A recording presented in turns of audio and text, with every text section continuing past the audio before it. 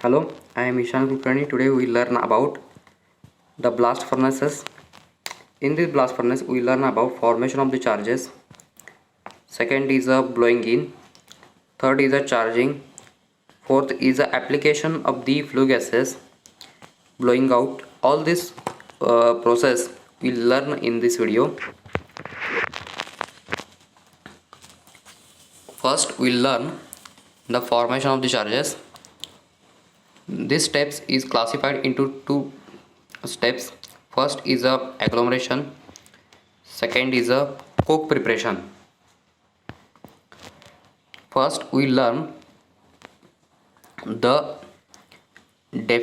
purpose of the agglomeration. What is the purpose of the agglomeration? After the beneficiation, ore should be converted into the lumps for acquiring the desirable physical properties for blast furnace.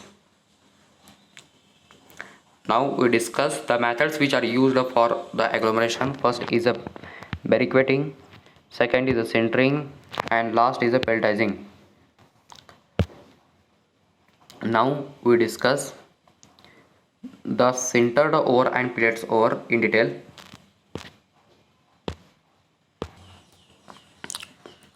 Sintering ore are weak and pellets ore are strong, so sintering plant should be near to the blast furnace, where in the pelletization plant the location of the pelletizing plant is not required to near the blast furnace. This is most important point. The sintering ore are weak and pellets ore are strong, so sintering plant should be near to the blast furnace, where in pelletization plant the location of the pelletizing plant is not required to near the blast furnace. Now we discuss the coke preparation. First we learn the definition of the coke. The definition of the coke is carbon rich coal which has 70 to 90% of carbon in the coking plant. Now we discuss the production of the coke. How to produce the coke? The coke is produced by heating the coal at 1000 to 1100 degrees Celsius in the absence of air. Now we discuss the amount of the sulfur and phosphorus which is present in the coke. The amount of the sulfur and phosphorus in the coke is less as compared to the in the coal. Now we discuss the stockhouse. This is the stockhouse where the storage of agglomerated ore and coke. Now we discuss the blowing in operation. In this operation, first we learn drying, later we learn filling, and at last we learn the lightning and routine operation.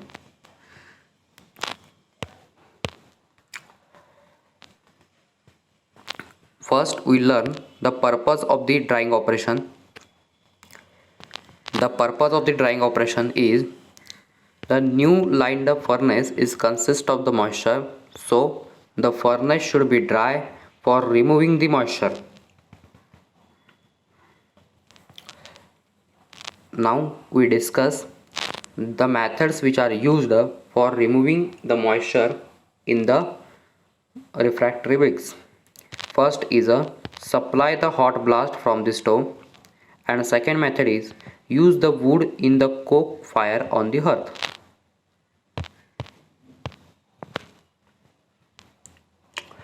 This is a stove. This is also called as stove, and from the stove the hot blast air is entered from the bustle pipe, and this hot blast air is entered in the blast furnace through the tuyeres. Now we discuss the filling operation in detail. This is the hearth, and at the bottom of the hearth to the tuyeres level the oil and wood is filled, and and above this Tuyer's level, the coke is charged up to the Bosch level. This is the Bosch level, and above the Bosch level,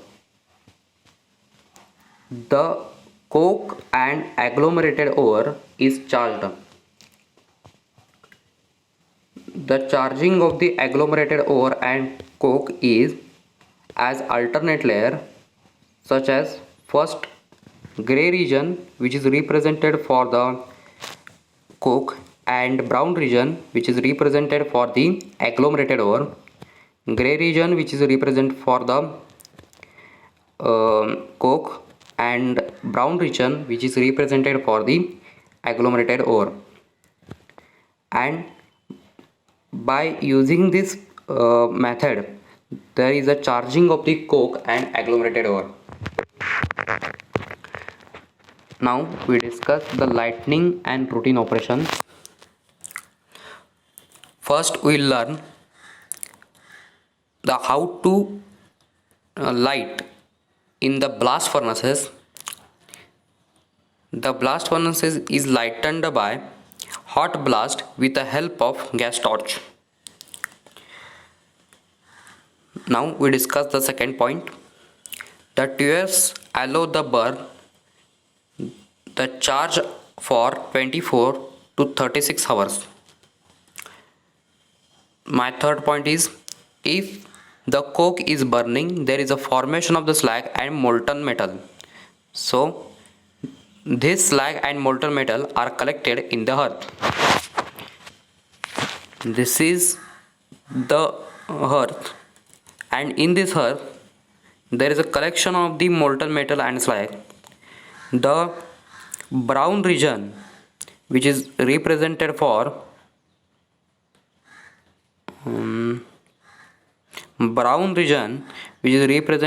the molten pig iron, and above the brown region there is a green region, and this gray region is represented for slag. Now we discuss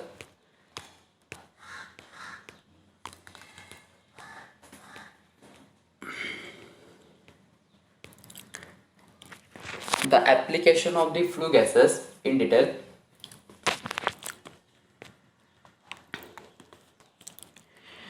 The flue gases is entered from the blast furnace to the uptakes. This is the uptakes, and this flue gases is passed through the downcomer and entered in the gas cleaning equipment. This is nothing but a dust catcher. After entering the flue gases in the dust catcher, the gas is cleaned by removing the flue gases, and after the cleaning the flue gases, the flue gas is entered in the stove, and in the stove by using this way. After entering the flue gases in the stove, the flue gases hit the refractory bricks which is present in the stove, and after hitting the refractory bricks in the stove, the flue gases is allowed to pass through the chimney, and chimney pass the flue gases in the atmosphere. In the second pass, the cold blast air is entered in the stove by using this path, and in this stove by using this path. After entering the cold blast in the stove, the cold blast is heated by the refractory bricks which are already heated, and cold blast is also heated in this stove. And after hitting the cold blast in the stove, this is passed through the bustal pipe, and later it is passed through the tuyeres, and from the tuyeres the cold blast is passed through the blast furnace, and this hot blast is entered in the blast furnace through the tuyeres. Sorry for the cold blast.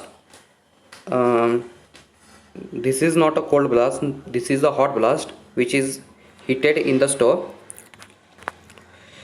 Now we discuss the blowing out operation in detail. This is classified into three steps. First is a banking, second is a fanning, and last is a backdraughting and blowout. First we learn banking. In the banking operation, there is a temporary shut of the blast furnace by pouring the cold blank coke inside the furnace. This cold blank coke is act as a cover. My second point is, this is the hearth, and in this hearth the molten pig iron and slag is collected. We discussed in the previous slide, and this molten pig iron is removed from these tap holes which is at the bottom, and slag is removed from this tap hole which is above the tapping hole of the pig iron. Now we discuss the fanning operation.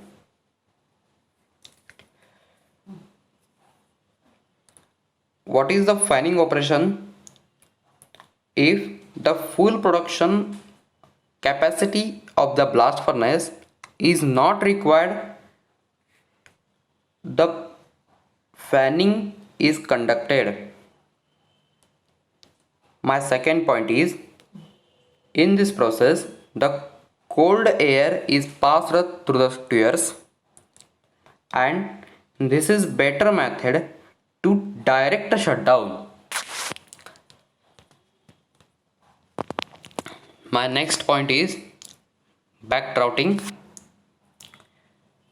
The backdraughting is conducted if any parts is failed, or inspection, or reinstallation.